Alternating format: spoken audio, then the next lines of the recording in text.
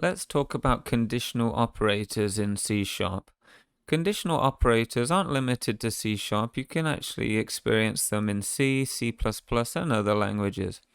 What a conditional operator is, it's a quick way of replacing an if and an else statement. So consider this example here. We're asking the user if they like coffee. We're taking their input and storing it in a variable, and then we're saying if they type yes, for example, then we're just setting up a variable called message and storing this string inside it. I knew I could count on you. Anything else, we're saying we're no longer friends, and we're outputting it to the screen. So if I just run the software now so you can just quickly see how that works, yes. So I knew I could count on you. So very simple. But you can see we have an if statement here and an else statement as well. And it takes up 4 lines of code. And with this extra kind of variable here, there's 5 lines in total. When you develop large pieces of software, sometimes it's nice to kind of simplify this all onto one line. It prevents bloating, and again, it could improve readability. It does depend. So how can I sort of represent this on one line of code? How do I minimize this? Well, we can use what's called the conditional operator. So what I'm going to do, I'm going to rewrite all of this section here using a new concept, the conditional operator. Now, it's sometimes called a ternary operator, and that just means consisting of 3 parts, and you'll see why it's called that as well. So I'm just going to write this out as a conditional operator, then I'm going to explain it afterwards.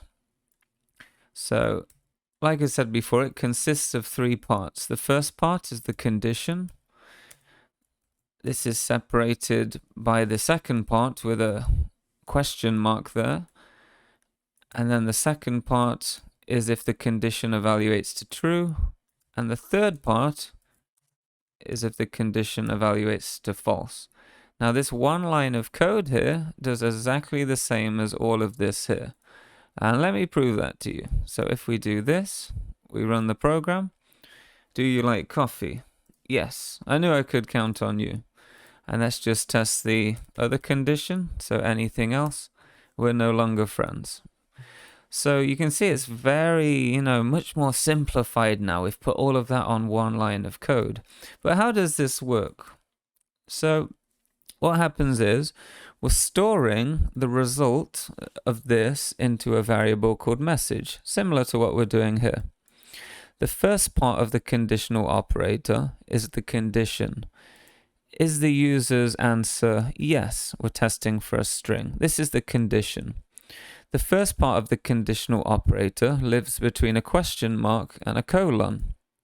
And that is if the condition evaluates to true. So if this is true, then this segment of the conditional operator is run. If it's false, then this section here.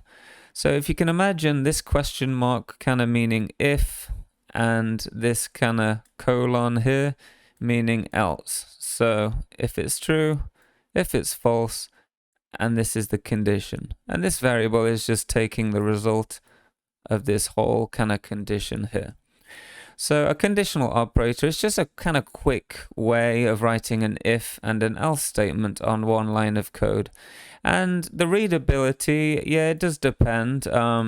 If you're kind of new to conditional operators, it may look a bit confusing, but the more you kind of use them, then it does actually condense your code down a lot. Consider if you have maybe 50 or 100 of these, it's nice to kind of simplify it on, just one line of code, for example. But that's how you can lever conditional operators in C#.